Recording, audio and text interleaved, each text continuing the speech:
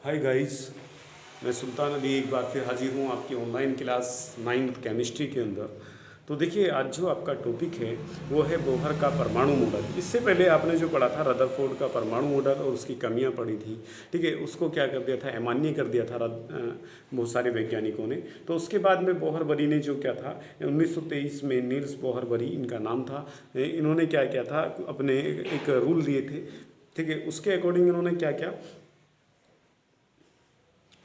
इन्होंने क्या करा, इन्होंने ये करा कि नील्स बोहर ने रदरफोर्ड के नाभिकीय मॉडल का एक संशोधित और विस्तृत रूप प्रस्तुत किया। एक यानी कि जो उसके अंदर सुधार होने थे उसमें वो सुधार करे और क्या किया, एक उससे भी बड़ा एक रूल, एक नियम दिया। ठीक है, एक संशोधित और रूप प्रस्तुत किया किसका, परमाणु मॉडल का। तो इनके अनुसार क्या था कि भी इनके अनुसार ये था कि भी बोहर ने रदरफोर्ड के परमाणु मॉडल की कमियों को दूर करने के लिए उसे बिना परिवर्तित किए कुछ अनुमान किए, जो अगिरलिखित थे, इसने कुछ अनुमान दिए थे उसमें। तो वो कौन कौन से थे, देखिए इसने सबसे नंबर 1 ये बताया कि नाभिक के परमाणु के नाभिक के चारों ओर अनेक वृत्तीय कक्षाएं संभव हैं, लेकिन इलेक्ट्रॉन इन सभी संभव कक्षाओं में नहीं घूमते हैं। इलेक्ट्रॉन केवल कुछ निश्चित कक्षाओं में निश्चित संख्याओं में घूमते हैं। इन निश्चित कक्षाओं को स्थायी अथवा स्थिर या यानी इसके अनुसार जो थी ये था कि भाई परमाणु का समभार जो था वो तो क्या होता है, भार तो क्या होता है, यहाँ पर बीचों बीच होता है, जिसे नाभिक कहते हैं, केंद्रक कहते हैं। लेकिन इसके चारों तरफ जो थी वो रेगुलर क्लास नहीं थी, अस्थायी नहीं थी, बल्कि क्या थी, वो स्थायी क्लासें थी और इन ये कक्षाएं पाई जाती हैं इसके अनुसार। लेकिन इसने ये कहा कि हर एक कक्षा में ये नहीं कि हर एक ही कक्षा में, देखिए ये कक्षा है 1, 2 और 3, और एक और बना लीजिए ये 4। ठीक है, ये कक्षाएं हैं। तो उसने ये कहा कि स्थायी कक्षाएं होती हैं और हर एक कक्षा में ज़रूरी नहीं कि इलेक्ट्रॉन क्या करे, इलेक्ट्रॉन पाए जाएं, और जिसमें अगर पाए जाते हैं, जिनके अंदर होते हैं, तो उसमें क्या करते हैं, वो गति करते रहते हैं। ठीक है भाई, आगे कहा कि प्रत्येक इलेक्ट्रॉन के साथ उसकी गति तथा स्थिति के कारण ऊर्जा की एक निश्चित मात्रा निहित होती है। किसी एक निश्चित कक्षा में घूमने वाले सभी इलेक्ट्रॉनों की ऊर्जाएं समान होती हैं। उसने ये बताया कि मान लें कि कोई पहले इसके अंदर ये इलेक्ट्रॉन घूम रहे हैं, तो इनमें जितने, या तीसरे इलेक्ट्रॉन में ये इलेक्ट्रॉन घूम रहे हैं। ठीक है भाई, यहाँ पर ये इलेक्ट्रॉन है तीसरी के अंदर। तो तीसरी के अंदर देखिए, यहाँ पर हम तीसरी की बात करें तो तीसरी के अंदर जितने भी इलेक्ट्रॉन पाए जाएंगे तो उनमें क्या होता है, उनमें एक निश्चित ऊर्जा स्थित होती है।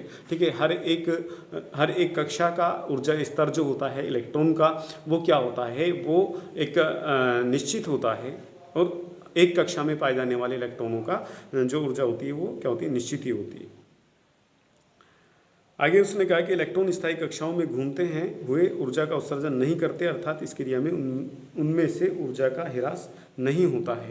यानी ये कह रहा है कि इलेक्ट्रॉन जो होते हैं वो क्या करते हैं, अपनी स्थायी कक्षा ये रही, पहली कक्षा ये रही और दूसरी कक्षा तीसरी कक्षा, ये स्थायी है।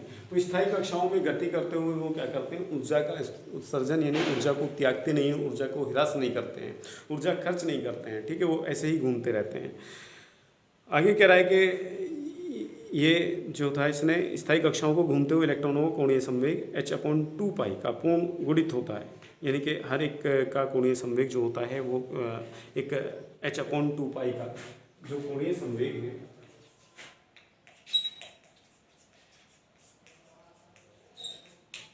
इलेक्ट्रॉनों का, वो किसके गुणित में रहता है, h/2π के क्या गुणन में।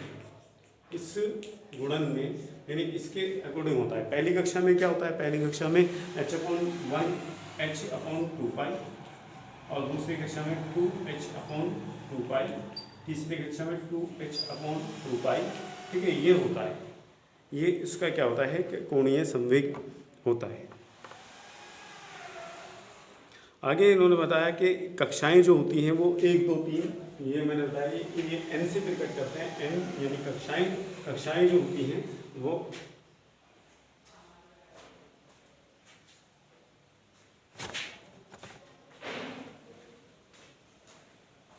n क्या है, हमारी कक्षाएं। तो ये कक्षाएं जो होती हैं 1, 2 और 3, 4, आगे भी हो सकती हैं, ठीक है। तो ये कक्षाओं से प्रकट किया था उन्होंने कि कक्षाएं जो होती हैं वो 1 2 3 इस तरीके से होती हैं। आगे देखिए, आगे जो कह रहे हैं वो ये कह रहे हैं कि भाई इन कक्षाओं, ये कह रहा है कि 1 2 3 हो सकता है, ये संख्या इलेक्ट्रॉनों की कक्षा की क्रम संख्या कहलाती है। इलेक्ट्रॉन की कक्षा को क्रम से K L M N आदि अक्षरों द्वारा भी प्रदर्शित करते हैं। देखिए यहाँ देखिए, आप अपनी इस पर आए तो यहाँ पर जो हमारी क्लास है ये 1 2 3, इसको आप K से, कैपिटल K से और कैपिटल L से, कैपिटल M से और कैपिटल N से आप इसको प्रकट कर सकते हैं, ठीक है भाई। तो इसको भी यानी 1 2 3 4 या K L M N, इनसे भी आप कक्षाओं को प्रकट कर सकते हैं। आई कह रहा है इलेक्ट्रॉन तथा नाभिक के मध्य जो आकर्षण बल कार्य करता है वह अपकेंद्र बल से संतुलित होता है। इलेक्ट्रॉन और नाभिक के मध्य जो आकर्षण बल होता है वो अपकेंद्र बल से संतुलित होता है। इनके नाभिक और इलेक्ट्रॉनों के बीच में जो आकर्षण बल होगा वो किससे संतुलित होगा? अपकेंद्र बल। एक अपकेंद्र बल इनके बीच में लगने लगता है जब वो कोणीय संवेग यानी कि वो घूर्णन गति करते हैं, तो उसमें क्या होता है, तो उससे क्या होता है, वो संतुलित होता है। आई कह रहा था ये पहली दूसरी कक्षाओं के नाभिकों से दूरी तथा इलेक्ट्रॉनों की ऊर्जा क्रम से बढ़ती जाती है, अतः एन को इलेक्ट्रॉन का ऊर्जा स्तर भी कहते हैं।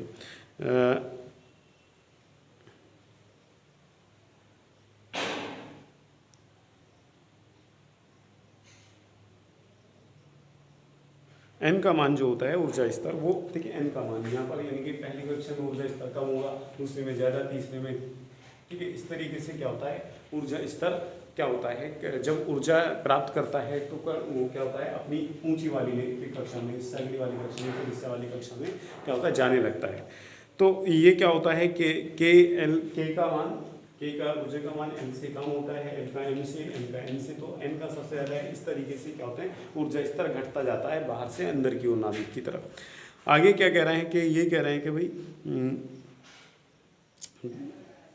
जब इलेक्ट्रॉन अपनी कक्षाओं से आगे वाली कक्षा में कूदता है तब ऊर्जा का अवशोषण होता है।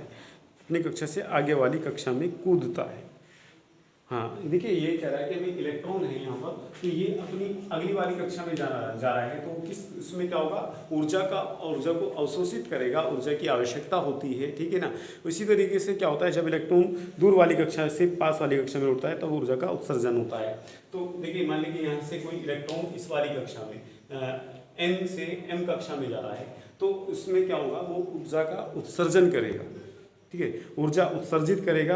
और उत्सर्जित ऊर्जा का जो मान होता है वो क्या होता है, वो ये होता है एनर्जी 2 माइनस एनर्जी 1 बराबर HV, ठीक है भाई। ये कह रहा है जहाँ H जो होता है वहाँ प्लैंक नियतांक होता है, V जो होती है वो ऊर्जा की मात्रा होती है। तो ये क्या होता है, ये इसका मान ये इतना होता है। तो आगे देखिए, बोहर की कुछ परमाणु की मॉडल की कमियां पाई गई थी।